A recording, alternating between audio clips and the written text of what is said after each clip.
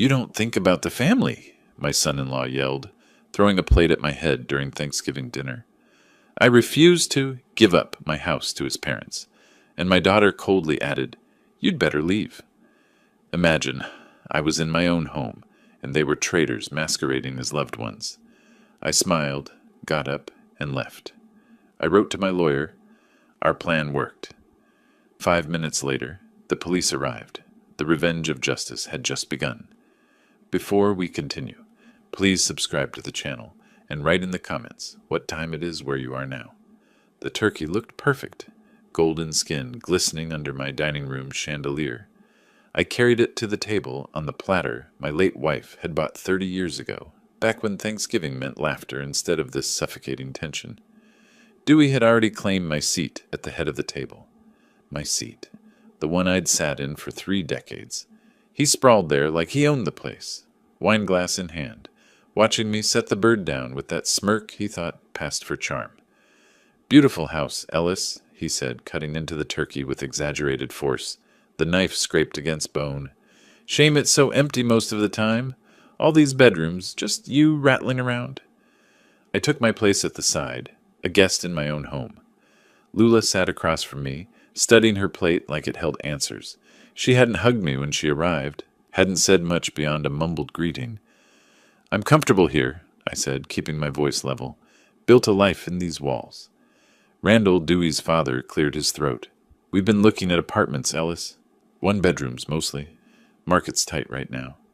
He said it casually, but his timing was too perfect. "Rehearsed." Beverly touched her husband's hand with practiced sympathy. A sigh escaped her lips. Dewey leaned forward, elbows on the table. "My parents are looking at tiny apartments while you've got 4 bedrooms collecting dust. Doesn't seem right." There it was. The real reason for this gathering.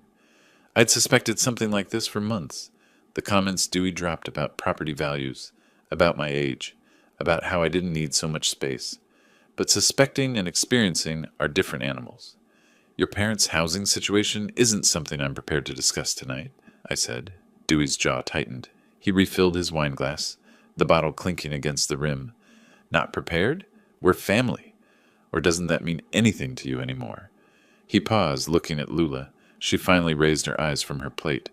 "Dewey has a point, Dad," she said quietly. "We should at least talk about it." The words landed like stones in my chest.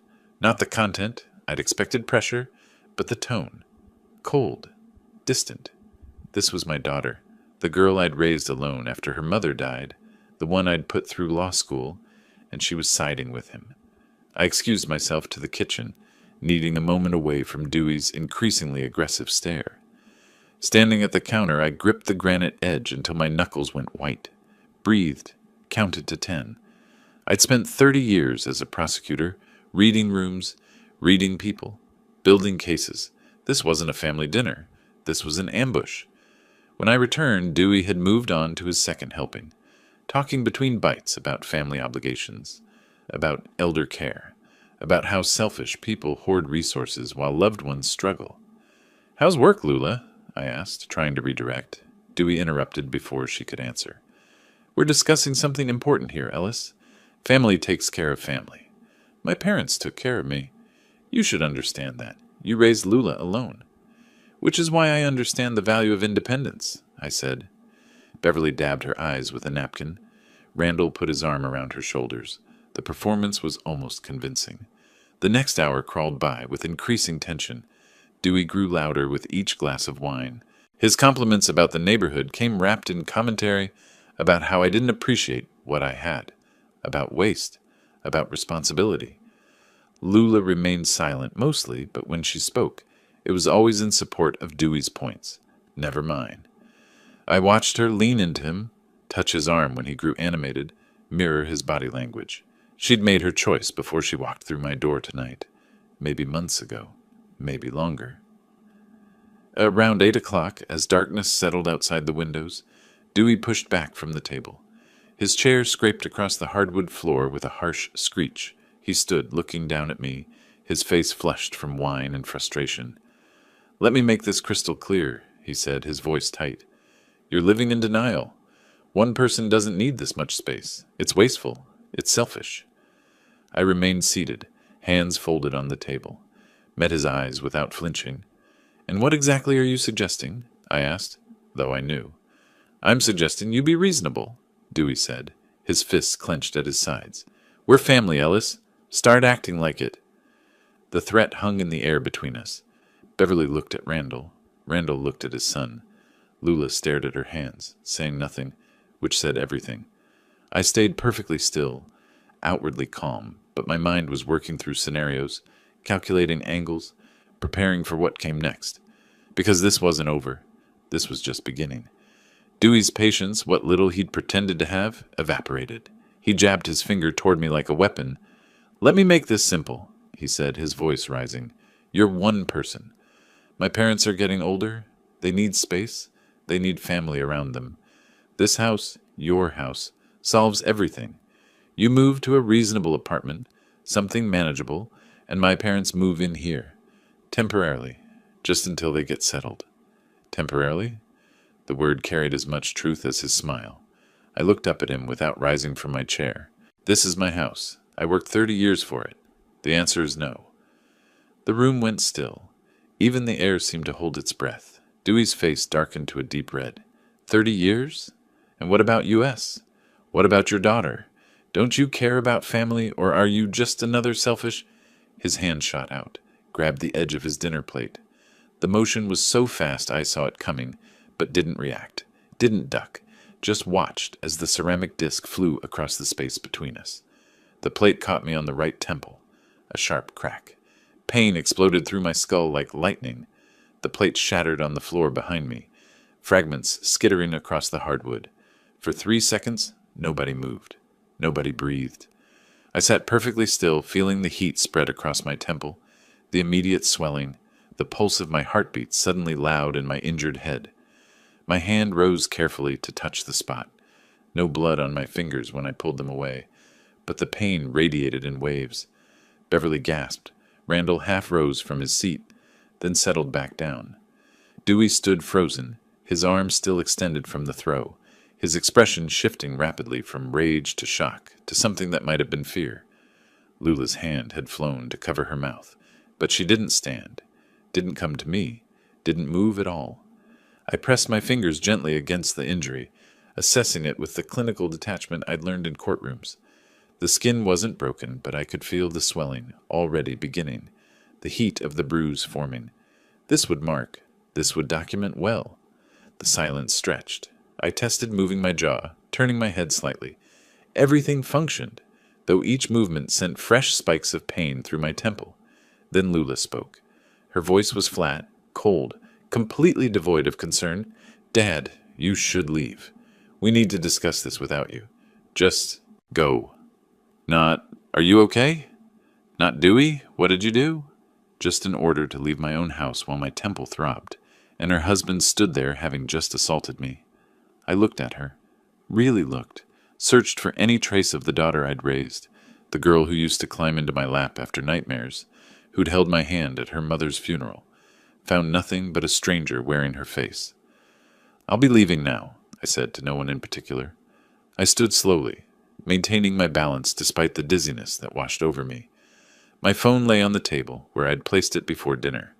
I picked it up, slid it into my pocket, walked to the door without looking back at any of them. Nobody stopped me. Nobody apologized. The only sound was my footsteps on the floor I'd refinished 5 years ago, through the entryway I'd painted last spring, past the photos on the wall of better times. The November air hit my face when I stepped outside, still warm for Texas, even at night. I walked to my car in the driveway, stood beside it for a moment, letting the evening settle around me. My temple pulsed with each heartbeat. I pulled out my phone, composed a text message with steady hands. Our plan worked. I have injury and witnesses. I sent it to Victor Hall, my attorney, my friend, the man who'd helped me prepare for exactly this scenario over the past 3 months. His response came within seconds. "Police already en route. Go to hospital. I'll meet you." I leaned against the car, allowed myself 10 seconds of reaction, let my shoulders sag, let my hand return to my temple, feeling the tender swelling. Let myself acknowledge what had just happened, not just the assault, but Lula's betrayal, That hurt worse than any thrown plate. 10 seconds. Then I straightened, opened the car door, and slid behind the wheel. I started the engine, my temple pulsing with each heartbeat. The hospital was 20 minutes away. I pulled out of the driveway carefully, checking my mirrors, signaling properly, driving exactly the speed limit. Everything by the book. Everything documented, defensible, clean. In my rearview mirror, I could see lights still on in my house. My house that Dewey thought he could take. My home that Lula had asked me to leave. They'd made their move tonight, showed their hand, thought they'd cornered me.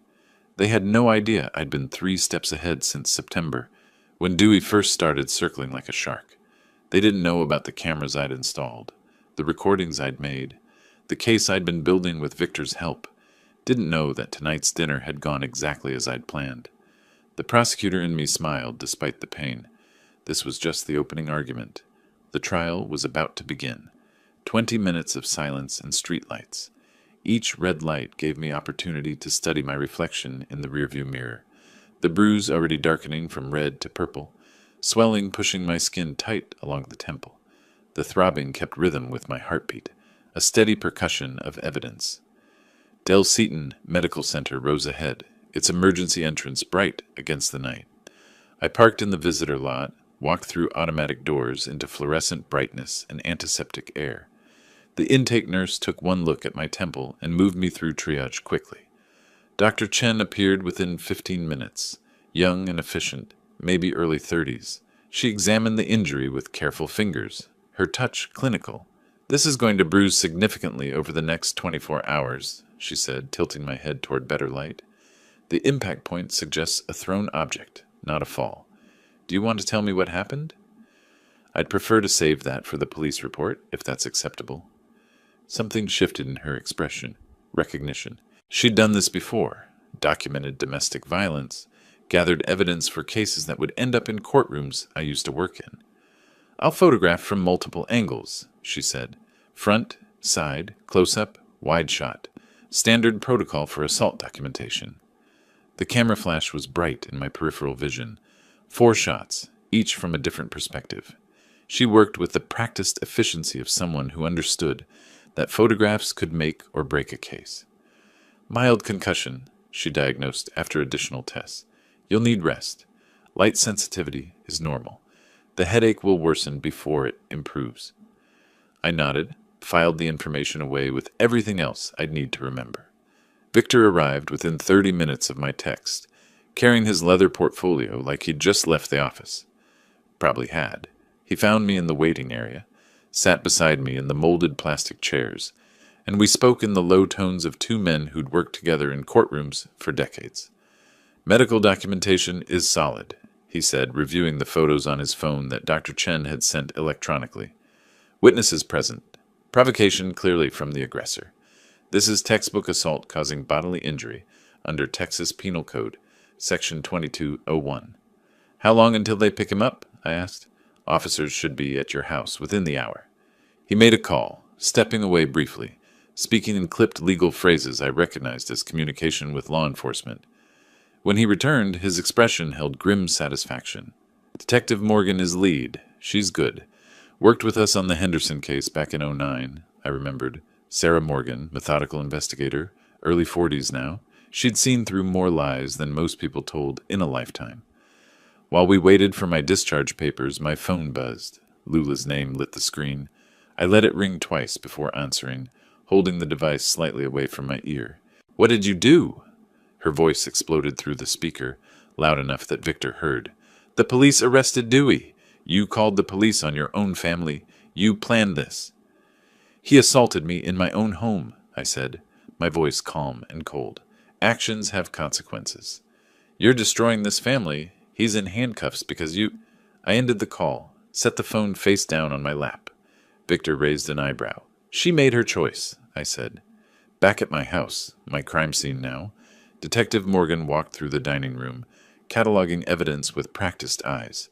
The overturned chair where Dewey had stood, the impact point on the wall where the plate had hit after grazing my temple, leaving a chip in the elegant wallpaper. Food splattered across surfaces, the broken ceramic pieces scattered like accusations across my hardwood floor. Dewey paced near the window, his movements aggressive even now. Randall and Beverly sat close together on the couch, talking over each other in nervous bursts. Lula remained at the dining table, pale and silent, her hands flat against the wood.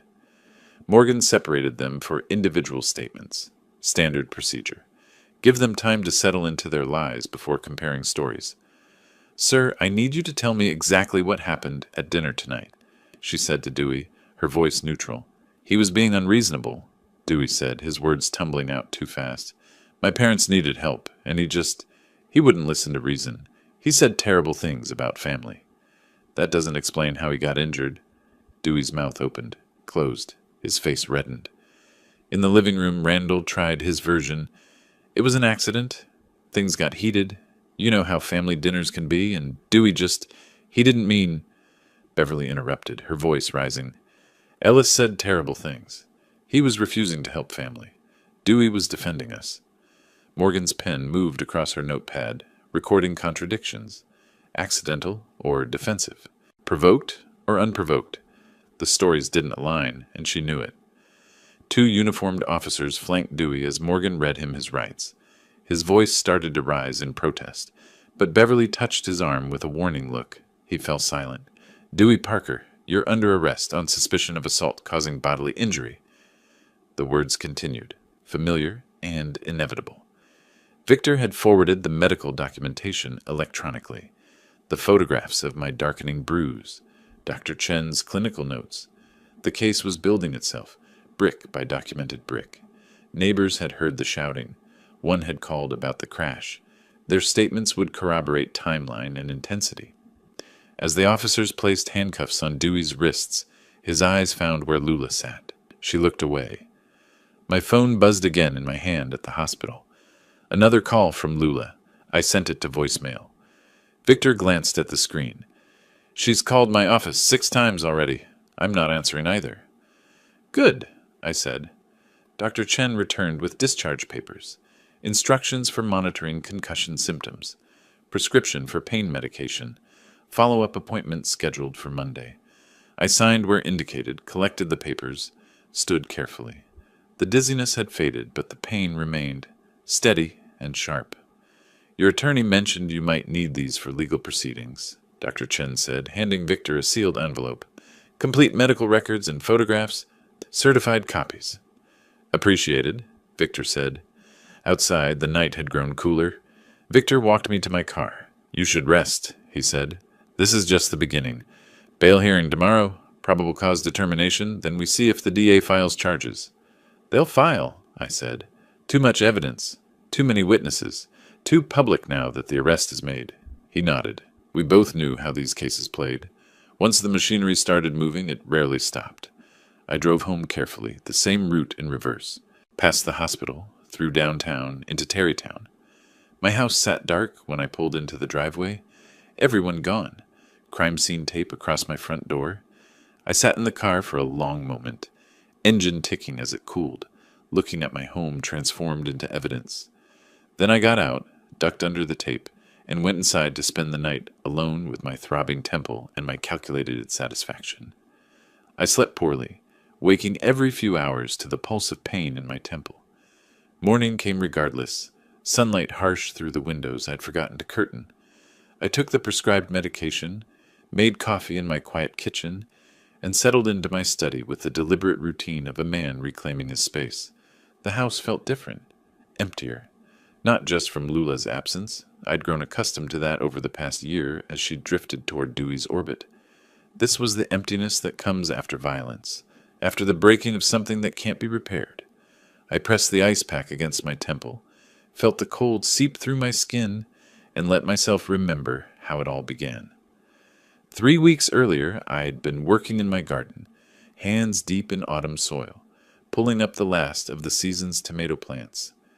The afternoon had been warm, windows open throughout the house. Dewey's voice had risen through one of them, my office window, left ajar, and I'd frozen with dirt under my fingernails. "The old man's sitting on prime real estate," Dewey had said clearly on his phone, pacing my office like he owned it. "Lula says he won't budge, but I think he just needs the right motivation." Her sentiment gets in the way, but I can handle it. Once we get him into something smaller, we can rent this place for $3,500 a month. Easy. I'd stayed crouched in my garden bed, listening to my daughter's husband calculate the financial value of displacing me from my own home. The tomato plant drooped in my hand, roots exposed, dying. That evening, after Dewey and Lula left, I'd called Victor Hall. 2 days later, I'd sat across from him in a downtown coffee shop, both of us with legal pads, sketching scenarios like we used to build prosecution strategies. He'll escalate if he feels challenged in front of his parents, I'd observed, tapping my pen against the paper. Needs to maintain dominance. Alpha personality with no real power backing it up. All performance. Then we give him the audience, Victor had replied. His eyes had held the same sharp focus I remembered from case reviews. Document everything. Make him feel cornered. He'll lash out. You want to be absolutely certain about this? Victor had added, setting down his pen. Once we set it in motion, there's no walking back. Your daughter will see you as the aggressor. I'd looked out the coffee shop window at people passing by, living ordinary lives without these calculations. She already chose sides, I'd said. I'm just making sure the choice has consequences. Back in my study, the ice pack growing warm against my skin, I remembered how methodically we'd planned. Victor had made a call to Detective Morgan. They'd worked together when I was still prosecuting, knew each other's methods. Potential domestic situation might develop. Victor had explained to her over the phone, his voice careful. Victim may need rapid response. Can you prioritize if we call it in? Morgan had agreed. She'd seen too many domestic assaults where delayed response meant worse injuries or lost evidence. I'd installed a voice recorder in my living room 2 weeks before Thanksgiving. Legal in Texas, one-party consent state, and it was my house. I'd tested it, made sure it captured conversation clearly from every angle of the room. The phone call to Beverly Parker had been almost pleasant. I'd love to host you and Randall for Thanksgiving, I'd said, my tone warm and grandfatherly. It's been too long since we had proper family time together. Lula and Dewey will be there, of course. In the background, I'd heard Dewey's voice rise with interest. Beverly had accepted immediately, practically gushing about family gatherings. I'd hung up and stared at my phone, knowing I'd just baited the trap. 2 days before Thanksgiving, Victor and I had met one final time in his office. Morgan's on standby, he'd said, reviewing the timeline we'd constructed. Medical center is briefed. Dr. Chen works ER domestics regularly. She'll document properly. When he moves on you, stay calm, take the hit if you can do it safely, then exit. We need documentation, not heroics. 30 years prosecuting violent offenders, I'd said. I know how they think. I know exactly how much to push before they break. Now, sitting in my study with my coffee growing cold and my temple pulsing under melting ice, I opened my laptop, pulled up the password-protected file I'd been maintaining. 3 weeks of notes, dates and times of Dewey's suspicious comments, transcripts of overheard conversations, his escalating demands disguised as suggestions, the pattern of manipulation building from subtle to overt, all documented, all time-stamped, evidence of his premeditation, not mine. I'd simply created the circumstances for him to reveal what he already was. My phone buzzed, text from Victor. Dewey held overnight, bail hearing tomorrow, 2 p.m. Parents scrambling for money. Lula called my office 6 times, not answering. I read it twice, then typed my response. Let them scramble. This is just beginning. I stood, moved through my house in the morning light. Through the dining room where someone, Victor probably arranging a cleaning service, had removed the crime scene tape and cleaned the table. The broken ceramic was gone. The chip in the wallpaper remained, small evidence of impact. I stood where Dewey had stood, fist raised, face red with manufactured righteous anger. Everything had gone exactly as I'd predicted. He'd escalated on schedule, crossed the line from verbal to physical, right in front of witnesses, documented himself into a legal corner. The victim was always the predator. I'd just been patient enough to wait for him to prove it. Outside my window, birds moved through the bare November branches. The world continued, indifferent to human schemes and counter-schemes. I returned to my study, my coffee, my planning. Dewey's bail hearing would be tomorrow. After that, arraignment, then discovery, where he'd learn exactly how much evidence existed against him. And after that, Well, I had more moves prepared. This was only the opening. I'd spent 3 decades building cases against violent men who thought they were entitled to hurt people. I knew their patterns, their justifications, their inevitable mistakes. Dewey had walked into my courtroom without realizing it was a courtroom at all. The trial had already begun, and I'd never lost a case I'd prepared this carefully. The morning of November 30th arrived with cold clarity. I sat in my study, laptop open to the Travis County Court's online docket system, watching the case number appear. State of Texas versus Dewey Parker. The bail hearing was scheduled for mid-afternoon. Victor called at 9. "You could come," he said. "Show the judge your injury." "Better if I stay away," I replied. "Injured man, too, traumatized to face his attacker. Let the photographs speak for me." He understood immediately. "Smart. I'll handle it." I spent the morning refreshing the docket page, taking notes in my precise prosecutor's handwriting. Bail amount, protective order conditions, next court date. Everything documented, everything tracked. The hearing itself unfolded with clinical precision, Victor told me later. Dewey stood before Judge Carmen Martinez in an orange jumpsuit, hands cuffed, his public defender, a young woman Lula had scraped together money to hire, arguing he wasn't a flight risk. "Your Honor, my client deeply regrets the incident," she said, her voice steady but her inexperience showing. "He has no prior record of violence, maintains steady employment, and has strong family support. $5,000 is appropriate, given—" Marcus Chen interrupted. The prosecutor handling Dewey's case was an old colleague, someone I'd mentored years ago when he was fresh out of law school. He still owed me for that. "The victim required emergency medical treatment for head trauma," Marcus said, his tone sharp. "The defendant threw a ceramic plate at close range. This wasn't an accident." He projected the medical photographs on the courtroom screen. My temple, bruised dark purple under harsh lighting, the swelling exaggerated by the camera angle. Dr. Chen's documentation was impeccable. Judge Martinez studied the images, then fixed Dewey with the look I remembered from cases I'd argued before her bench.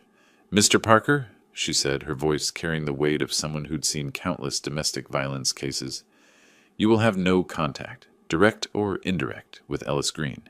That means no phone calls, no texts, no messages through third parties. 200 meters minimum distance at all times. Are we clear?" "Yes, Your Honor," Dewey managed, his voice tight. "Bail is set at $12,000. Next hearing, January 15th. The gavel fell. Victor called immediately after. 12,000. Could have been worse for them. The protective order is what matters. He can't get near you, and any attempt is automatic contempt." "How did he look in court?" I asked. "Angry. Not scared enough yet, but we'll fix that." Over the next 2 days, Dewey's family scrambled.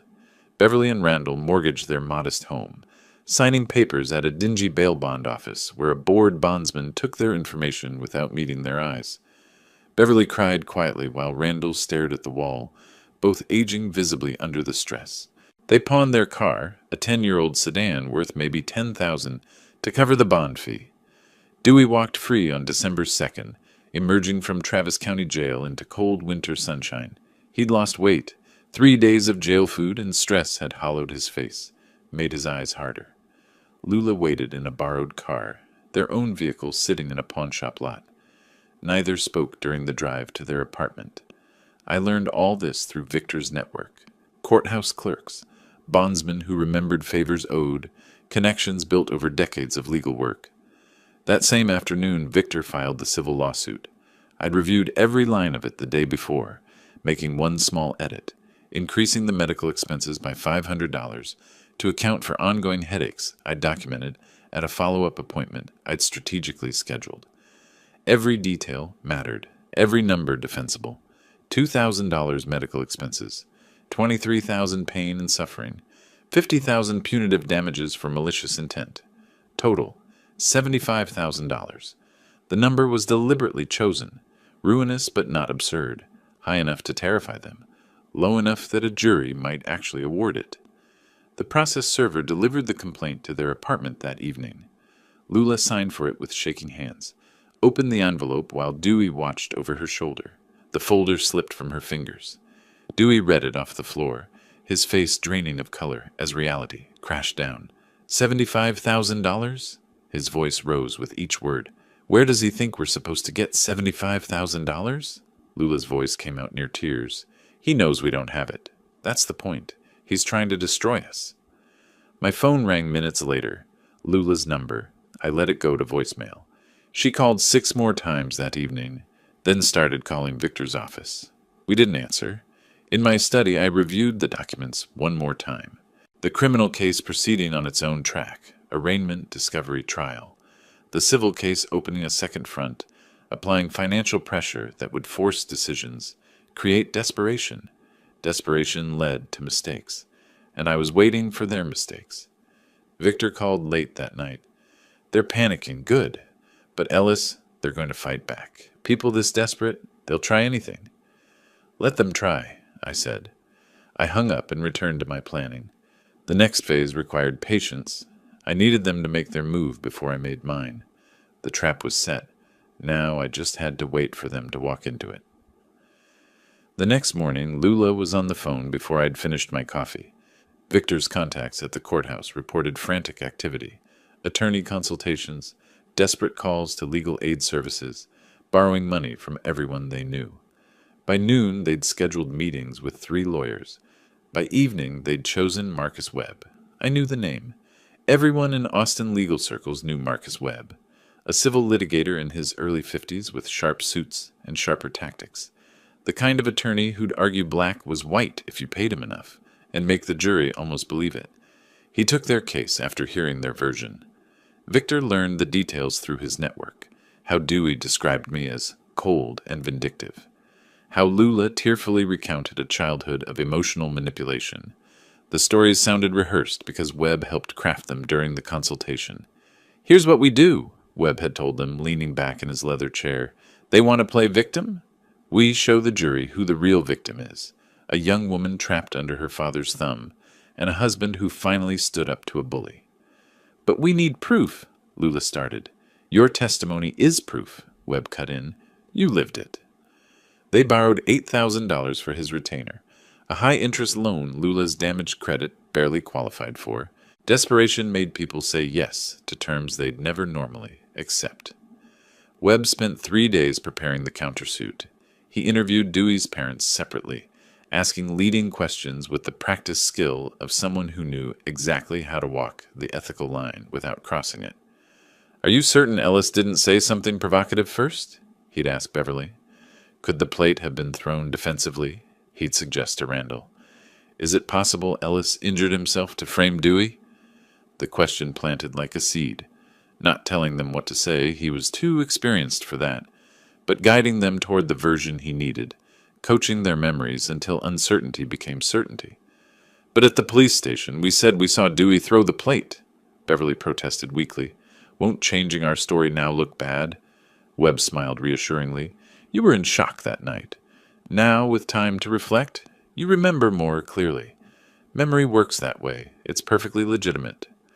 Lula signed her sworn statement at Webb's office on December 5th. The pen trembled slightly as she committed her father's alleged abuses to paper.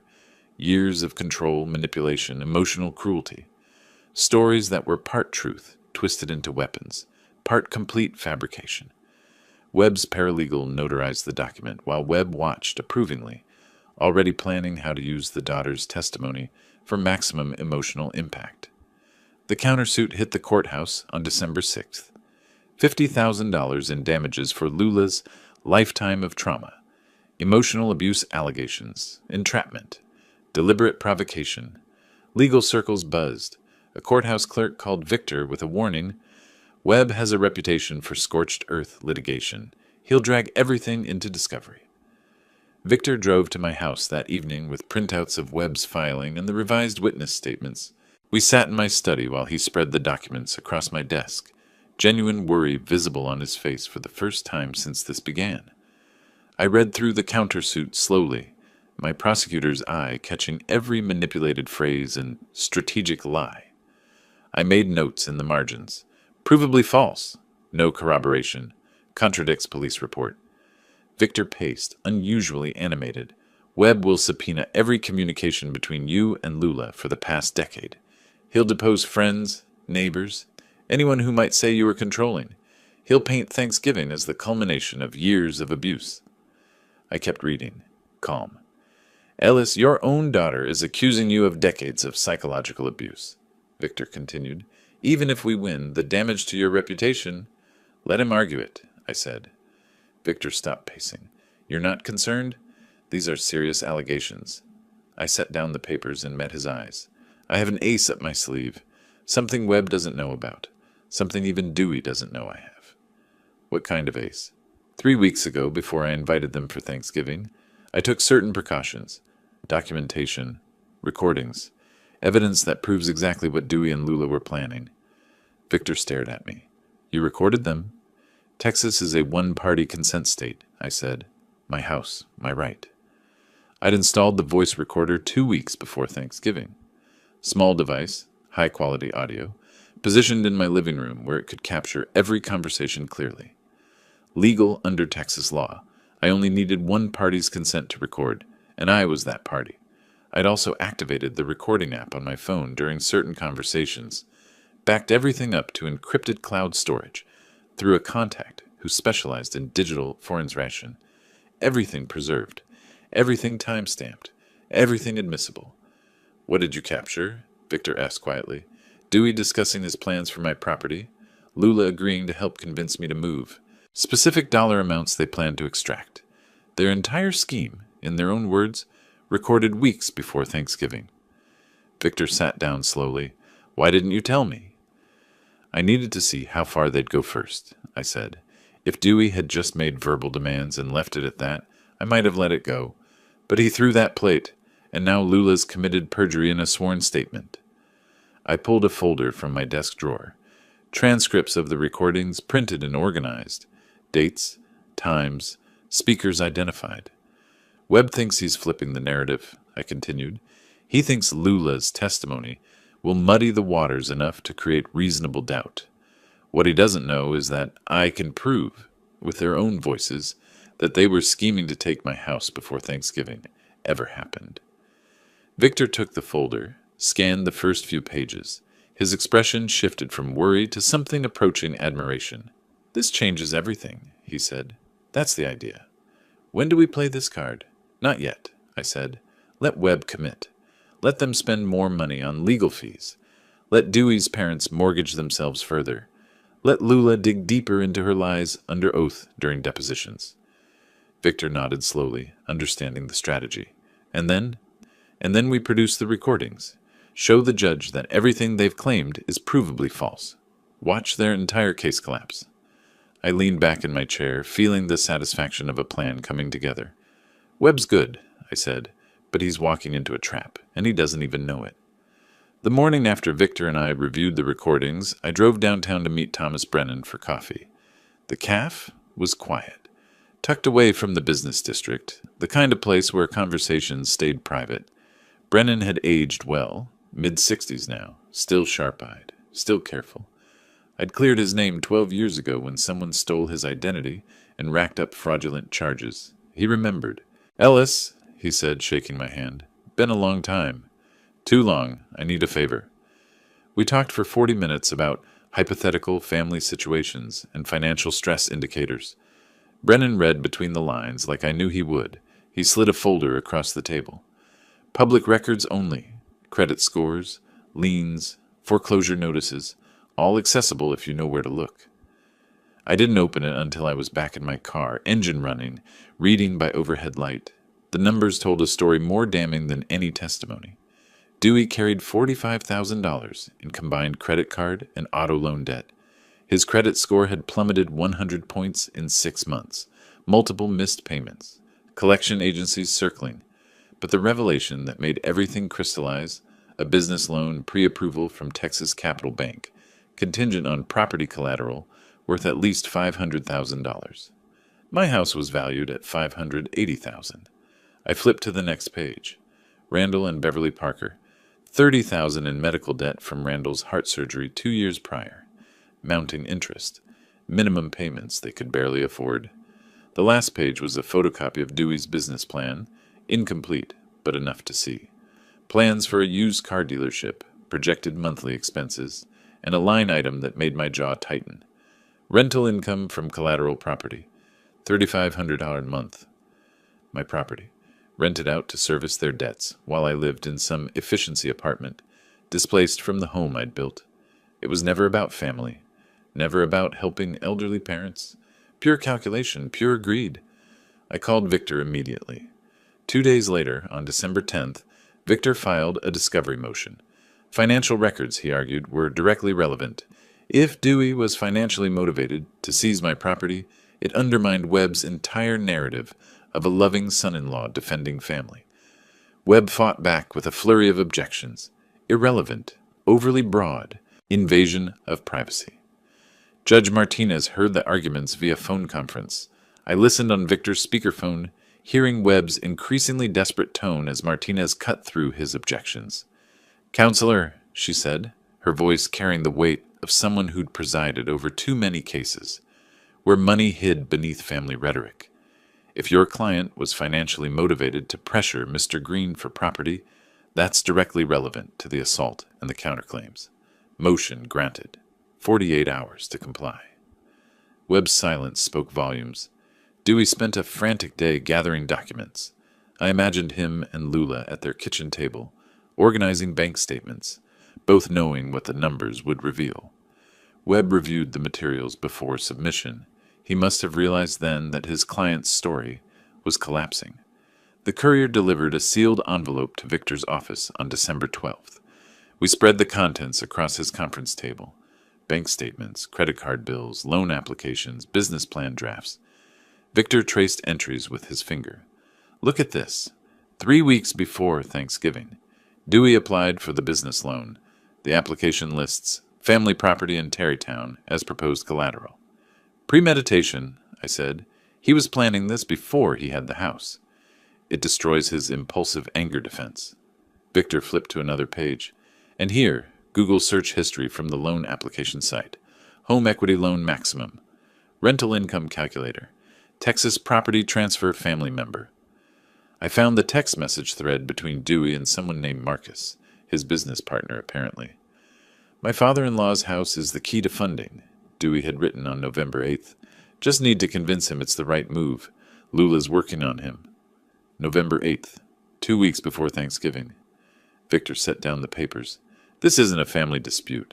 It's a business transaction that went violent when you refused to cooperate.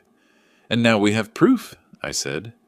I thought about Dewey's performance at Thanksgiving dinner, the talk of family obligations, Beverly's tears, Randall's sympathetic looks. All theater, all manipulation designed to make me feel guilty for not surrendering my home to solve their financial crisis. The business plan was 18 pages long. Dewey had spent real time on it, projecting revenue, calculating overhead, planning for success. And at the center of it all, my house as the foundation, the collateral, the income stream. He'd counted on my guilt, my love for Lula, my sense of family duty.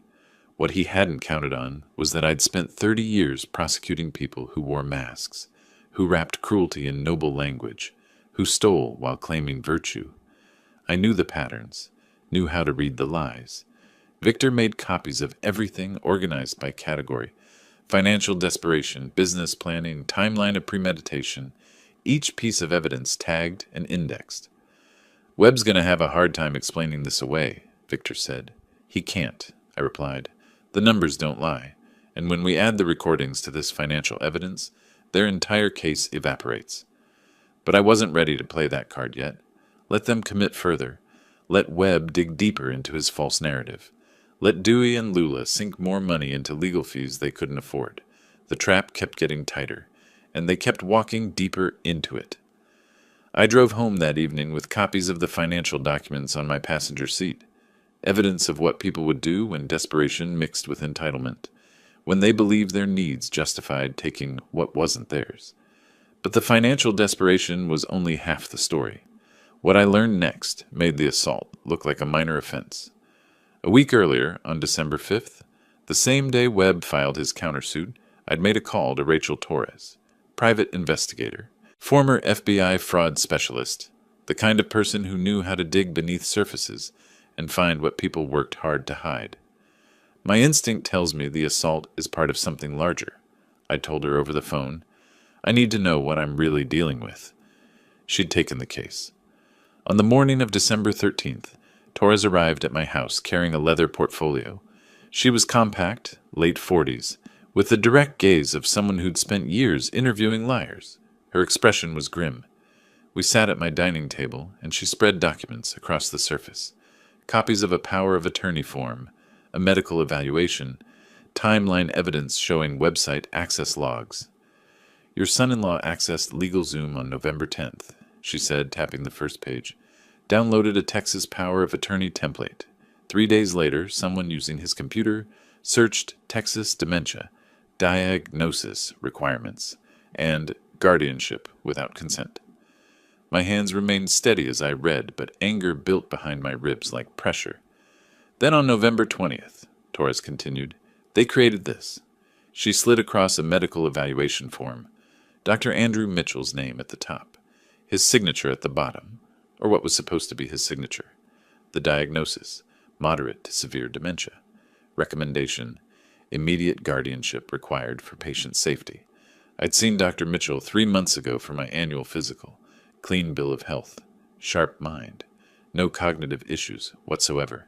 The signature's fake, I said, comparing it mentally to the one on my actual medical records at home.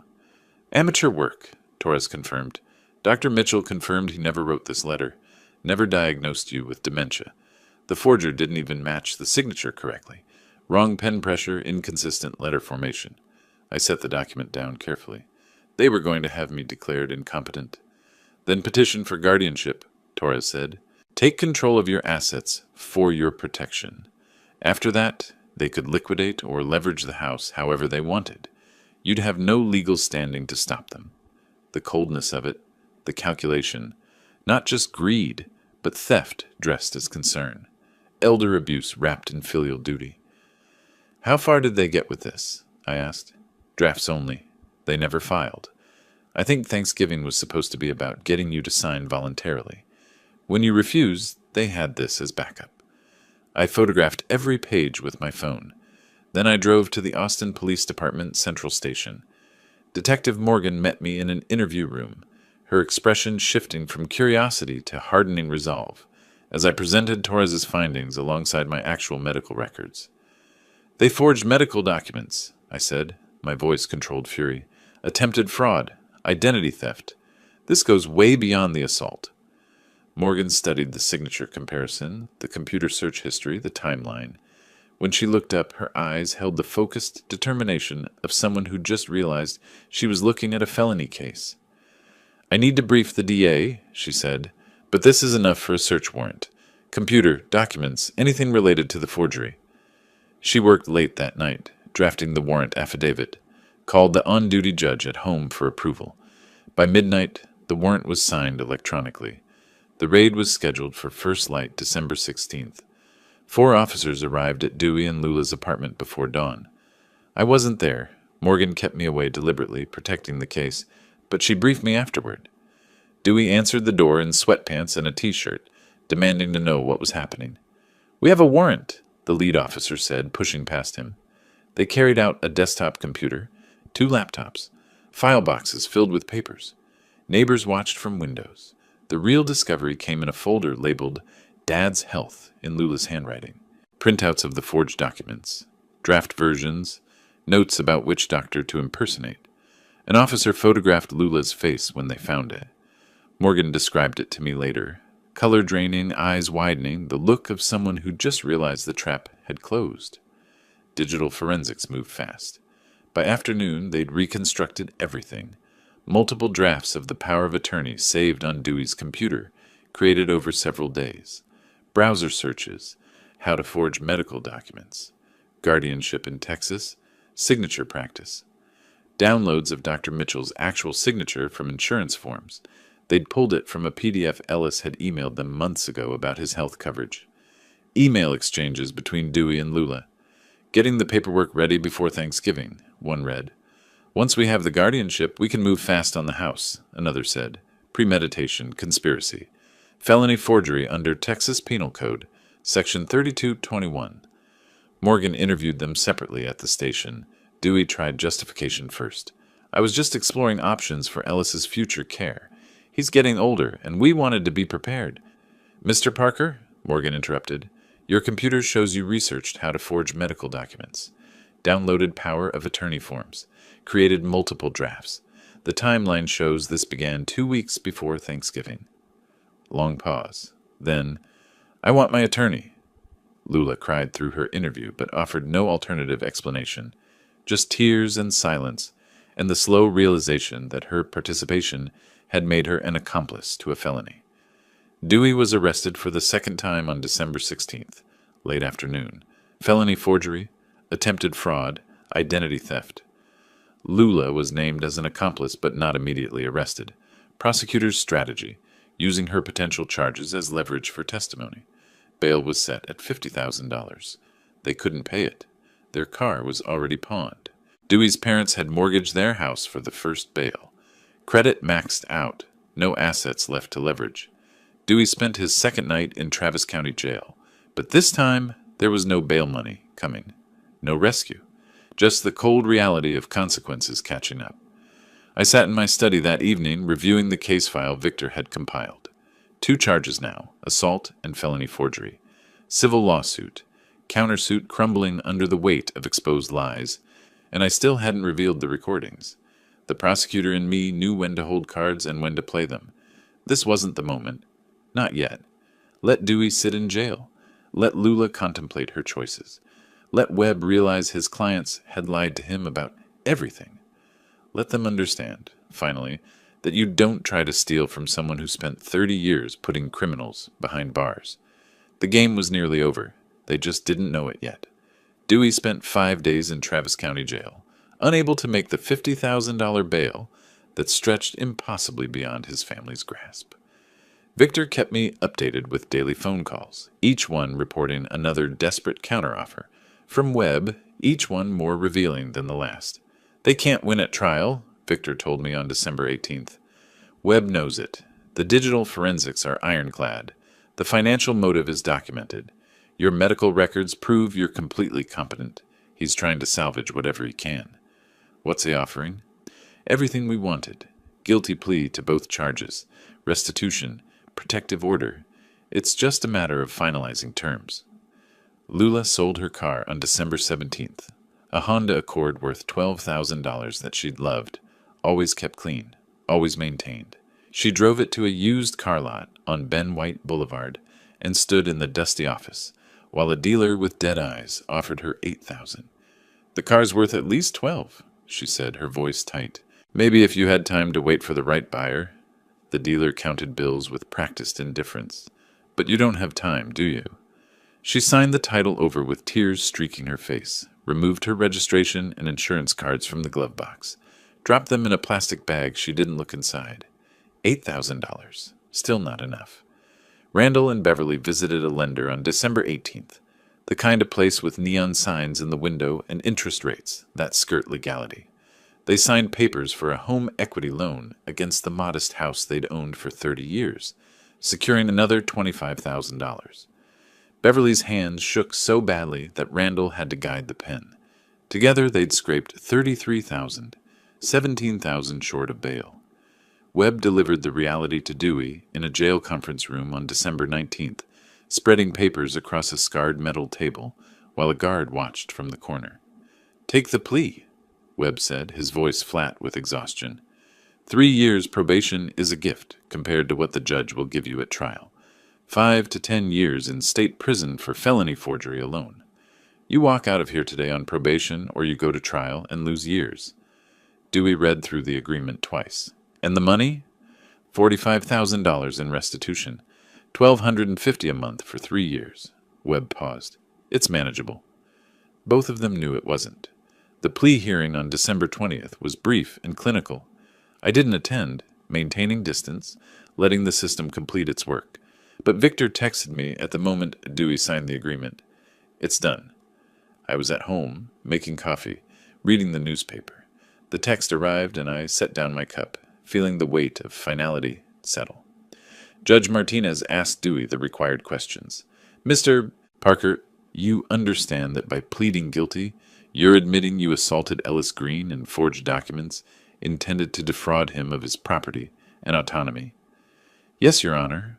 Dewey's voice was flat, hollowed out. And you understand this plea means 3 years supervised probation, 200 hours community service, and $45,000 in restitution? I understand. The prosecutor read the factual basis, every detail of the assault, the forged medical documents, the attempted fraud. Each sentence landed like a hammer blow. In the gallery, Lula flinched when the prosecutor mentioned her participation as an accomplice. Beverly Parker buried her face in Randall's shoulder. Lula received 1 year probation for her role in the forgery, lighter sentence for lesser involvement, but still a criminal record, still consequences that would follow her. Victor emailed me a scanned copy of the court order within an hour. I read it in my study, noting every term, every condition, every requirement. 3 years supervised probation, 200 hours community service, 5-year protective order. Dewey couldn't come within 200 meters of me, and the restitution, $1,250 monthly for 36 months. I filed the document in a folder labeled simply Resolution. By December 22nd, the reality settled over them like concrete. Dewey's income as a car salesman, commission-based, variable, never guaranteed, would barely cover his own expenses. Add Lula's needs, the restitution payments, the debt service to his parents, and the math collapsed into impossibility. Randall received a foreclosure notice 3 days before Christmas. They had 90 days to pay the full balance of the home equity loan. They didn't have it, would never have it. We were trying to help our son, Randall told Beverly as they sat at their kitchen table reading the notice. And now we're losing everything. She cried quietly, the kind of tears that come from exhaustion rather than shock. The financial destruction was complete, systematic, inevitable. Dewey, criminal record, probation, crushing restitution debt, 5 years forbidden from approaching me. Lula, criminal record, probation, car sold for desperation money, marriage to a man who destroyed her family. Dewey's parents, home-facing foreclosure, savings depleted, retirement security gone, all of it traceable back to one Thanksgiving dinner, one plan to take what wasn't theirs, one act of violence when I refused to surrender. I defended my home, secured my autonomy, ensured justice was served through the system I'd spent 30 years working within. The prosecutor in me felt satisfaction. The father in me felt nothing but the cold knowledge that sometimes winning meant losing everything that mattered. I sat in my study that evening, the house silent except for the furnace cycling warm air through vents. On my desk, the court order, the protective order, the restitution schedule. Everything I'd fought for, everything I'd won. And the price, my daughter, transformed from the girl who once trusted me into a woman who'd forged documents to steal my freedom. I didn't regret it, couldn't afford to. Some betrayals don't allow for reconciliation, only consequences. The case was closed. The victory was mine, and it tasted exactly like I'd known it would. Necessary, just, and bitter as ash. Christmas Eve morning arrived cold. One of those rare Austin winter days when Texas pretends to be somewhere north, temperature hovering just above freezing, the air sharp enough to sting. I made coffee in my kitchen, the same routine I'd followed for 30 years. Grinder whirring, water boiling, morning light slanting through windows I'd chosen in a house I'd earned. The silence felt larger than usual. Not oppressive, liberating. My space, my terms. No Dewey calculating rental income potential. No Lula avoiding my eyes while plotting with her husband. Just me and the life I'd built, defended, and kept. Victor called late morning, his voice warm with professional satisfaction. "Merry Christmas, Ellis," or as merry as it can be under the circumstances. "You did what you had to do." "We did what we had to do," I said. "Your work was flawless." The restitution payments start January 1st. First check should arrive by the 15th. If he misses any payments, we can pursue additional remedies. I don't care about the money. I meant it. I want him to remember every month for 3 years that actions have consequences. We talked for 15 minutes about case strategy, about the textbook precision of the evidence chain, about how the system had worked exactly as designed when given proper preparation. Then Victor asked the question I'd been expecting. Will you reach out to Lula eventually? I looked out my study window at bare branches against gray sky. Maybe, when she understands what she did. Not just that she lost, but why it was wrong. That might take years. Fair enough, Victor said. Enjoy your day, Ellis. You've earned the peace. After he hung up, I organized the legal documents into a file box labeled Parker Case Closed, placed it on a high shelf in my study where it would remain as reference but not constant reminder. The physical act of filing away the papers provided closure. Done. Finished. Resolved. I made lunch, turkey sandwich, leftover soup, and ate alone at the kitchen table. Deliberate solitude, not loneliness. I was reclaiming the peace that had been invaded, the quiet that was mine by right. My phone buzzed after lunch. Text from Lula. Dad, I'm sorry. I was foolish. I read it 3 times. Foolish. Not I was cruel. Not I was wrong. Not I betrayed you. Just foolish. Like a miscalculation. Like betting on the wrong horse. I set the phone face down on the table. Poured coffee. Drank it slowly. Read the text again. My thumb hovered over the keyboard. Then I set the phone down without responding. The decision wasn't impulsive. I'd spent weeks thinking about this moment, knowing it would come. Lula reaching out, prompted by consequences rather than understanding. Fear rather than remorse. Maybe someday I'd forgive her. Maybe years from now, when she'd truly grasped what she'd done, not just to me, but to herself, to Dewey's parents, to the person she used to be. Not today, not yet. Maybe never. I opened my desk drawer and retrieved an old photograph. Lula at 8 years old, gap-toothed smile, pigtails held with bright ribbons, clutching a trophy from her school spelling bee. That child had trusted me completely, believed I'd always protect her, and I had protected her, maybe for too long. Protected her from consequences until she thought she could take everything from me without facing any. I held the photograph in both hands, allowing myself a moment of genuine grief. Not for the woman who'd forged documents and conspired to have me declared incompetent, for the girl who'd become that woman. Then I returned the photograph to the drawer and closed it with quiet finality. As afternoon faded to evening, I walked through my house. The same route Dewey had walked on Thanksgiving night. Through the dining room where he'd thrown the plate, past the living room where he'd paced, calculating, into the kitchen where I'd gripped the counter, preparing myself for confrontation. Every room mine, every possession earned through 30 years of honest work, every corner secure. I'd prosecuted criminals for 3 decades, learned to read lies, to follow money, to build cases brick by documented brick. When my own family tried to steal from me, I'd used every skill I'd honed in those courtrooms. The system had worked. Justice had been served. Crimes had been punished proportionally, and I'd lost my daughter in the process. I sat in my chair by the front window as evening approached, watching occasional cars pass on Windsor Road, not waiting for anything, just present in my space, in the victory that tasted like ash and satisfaction in equal measure. The Thanksgiving dinner had cost Dewey his freedom, his reputation, his financial stability. It cost his parents their home. It cost Lula her relationship with her father. It cost me the daughter I'd raised. I didn't regret it, couldn't afford to. Some betrayals carve too deep for reconciliation. Some lessons can only be taught through consequences that last. 30 years of prosecuting criminals had taught me that justice isn't always clean. Sometimes it's necessary destruction. Sometimes it's defending what's yours against people who believed family ties meant they could take without asking, hurt without facing punishment. My house stood secure, my autonomy intact, my life my own again. The documents on the side table told the story. Protective order valid for 5 years, restitution payments guaranteed for 3, criminal records permanent. Dewey and Lula would remember this for the rest of their lives. Every monthly payment, every probation check-in, every application that asked about criminal history. I'd made sure of that.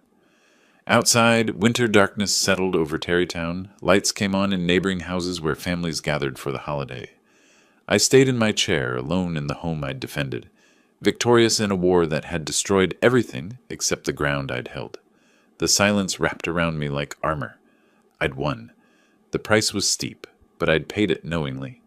And sitting there in the gathering dark, I felt what I'd expected to feel all along. Not triumph, not joy, just the cold satisfaction of a man who'd done what was necessary and refused to apologize for it. Some victories don't come with celebration. They come with quiet and certainty, and the knowledge that you protected what mattered most. I had my house, I had my freedom, I had my peace. Everything else was gone, and I'd made that choice with open eyes. No regrets, not one. If you like this story, please like this video, subscribe to the channel, and share your impressions of this story in the comments. To listen to the next story, click on the box on the left. Thank you for watching.